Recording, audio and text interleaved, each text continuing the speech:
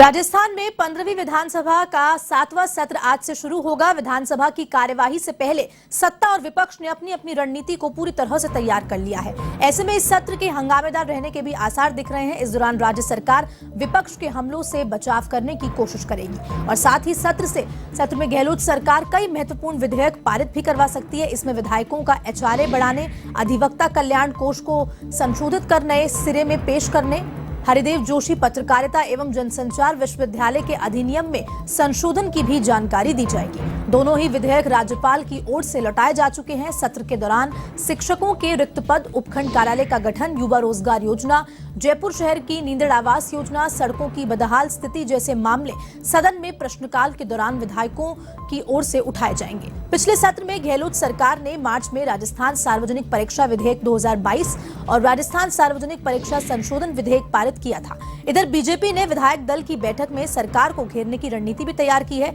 इस बार बीजेपी अपराध, लंपी रोक सहित कई मुद्दों पर सरकार को घेरने की कोशिश कर सकती है।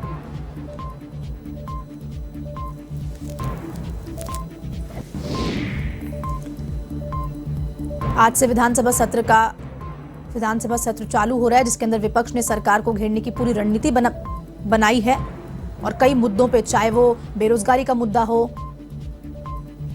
चाहे वो लंपी रोक को लेकर मुद्दा हो, विपक्ष राज्य सरकार को घेरने की पूरी तैयारी में है। इस खबर पर ज्यादा जानकारी के लिए फोन लाइन पे हमारे साथ जुड़ चुके हैं एवं संवाददाता दिनेश कसाना। जी दिनेश, बताएं क्या कुछ अपडेट है? आज विधानसभा का सत्र शुरू होने जा रहा है और इस बार हंगामेदार होने की पूरी आशंका भी जताई जा रही है। किन मुद्दों पर विपक्ष राज्य सरकार को घेर सकती है? 15वीं विधानसभा का ये 7वां सत्र है और 7वें सत्र का दूसरा चरण आज से शुरू होगा। हालांकि आज प्रश्नकाल नहीं होगा, लेकिन सदन की जो कार्रवाई है, सदन की कार्रवाई के दौरान आज है कई विधायी कार्य होंगे, सदन में वो रखे जाएंगे। विधायकों के जो एचआरए बढ़ाने का विधेयक है वो आज सदन में रखा जाएगा। इसके अलावा राजस्थान सहकारी सोसाइटी संशोधन विधेयक है वो रखा जाएगा।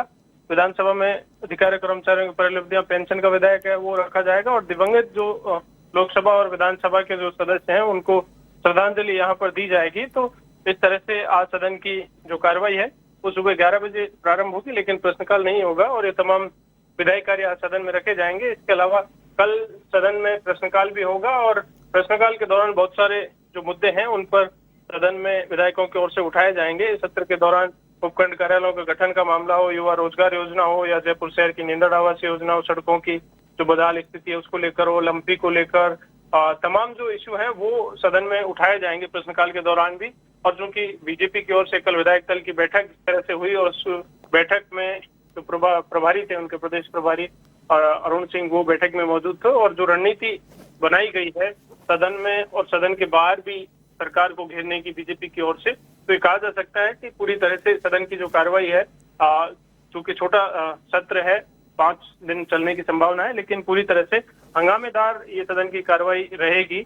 विपक्ष की ओर से लंपी को लेकर सरकार को घेरने का प्रयास किया जाएगा। युवा रोजगार को लेकर, बेरोजगारी, जिस तरह से लगातार तमाम मुद्दों को लेकर सरकार को घेरने की रणनीति विपक्ष की ओर से बनाई गई है। बीजेपी कल विधानसभा के बाहर भी विधानसभा का घेराव करेगी और सदन के अंदर भी प्रश्नकाल के दौरान, शून्यकाल के दौरान इन तमाम मुद्दों के आधार पर सरकार को घेरने का प्रयास किया जाएगा। लेकिन सरकार भी पूरी तरह से तैयार है कि विपक्ष के जो हमले हैं उनका किस तरह से जवाब दिया जाए। जिस तरह से महंगाई बढ़ रही है, बेरोजगारी को लेकर सरकार की ओर से इन सरकार को निशाने पर लिया जाएगा। बीजेपी के जो हमले हैं उनका जवाब सरकार की ओर से किस तरह से दिया जाए। सरकार ने जो कामकाज किया है पिछले 3 वर्ष का, उन कामकाज का ब्यौरा सदन में रखा जाएगा और इसके साथ ही विपक्ष के जो सवाल हैं उनका पूरी तरह से मजबूती से डटकर जवाब दिया जाए। ये सरकार की पूरी तरह से रणनीति।